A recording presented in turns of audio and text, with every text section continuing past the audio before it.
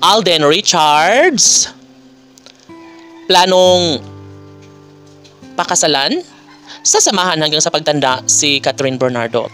Yes, talaga nga namang ito ang inaabangan ng lahat, no? Lalo na ngayon at malaya na si Catherine Bernardo. Siyempre, dahil nga sa mga pagkakataong nagkaroon na ng magandang senyales patungkol kay Alden Richards at Catherine Bernardo, ay payag na umano sila at 100% tatanggapin nila sa buhay ni Catherine si Alden Richards. Sila nga umano ang nararapat na magkakatuluyan. Sila ang nararapat na magkaroon ng puwang sa usaping pagsasama hanggang sa pagtanda, no? Syempre, si Alden Richards ay handang-handa na nga sa lahat. Very matured na si Alden Richards na buong akala ng lahat ay talagang seryoso na si Alden kay Catherine.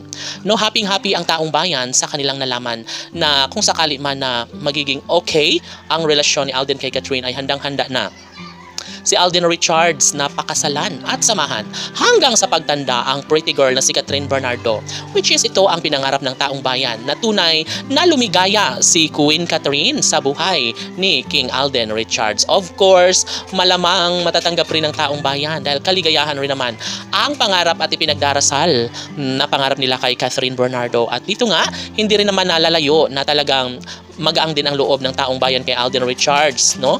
Na handang makamtan ang isang tunay na kaligayahan, lalong-lalo na kapag forever na pagsasama ang usapan, no? Dapat talaga na maramdaman ni Catherine Bernardo na may isang lalaking magmamahal sa kanya sa habang buhay, may isang lalaking handa siyang damayan sa hirap at ginhawa.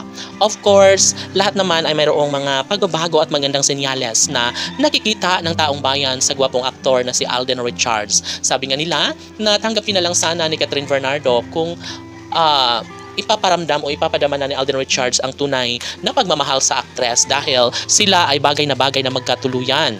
At dapat talaga na magkaroon ng isang malaking pagbabago sa buhay ni Catherine, lalong-lalo na at dumaan siya sa matinding lungkot at sakit na nararamdaman sa kanyang puso dahil sa pag-ibig sa nakaraan na kanyang karelasyon. At ngayon ay makikita na sa mga mata ni Catherine Bernardo na talagang handang-handa na siya na baguhin ang takbo sa kanyang pag-ibig at ilalaan at itutuon niya ito kay Alden Richards na talagang namang nagbibigay kaligayahan sa taong bayan. Maaari na magkaroon ng isang magandang pagbabago, isang magandang katiwasayan, tadhana na para kay Catherine ang lumigaya sa habang panahon. Sana nga ay matupad na ang pangarap ni Catherine Bernardo na magkaroon siya ng lalaking tunay na magmamahal sa kanya habang buhay. At ito nga, walang iba kundi si Alden Richards lamang. Laban!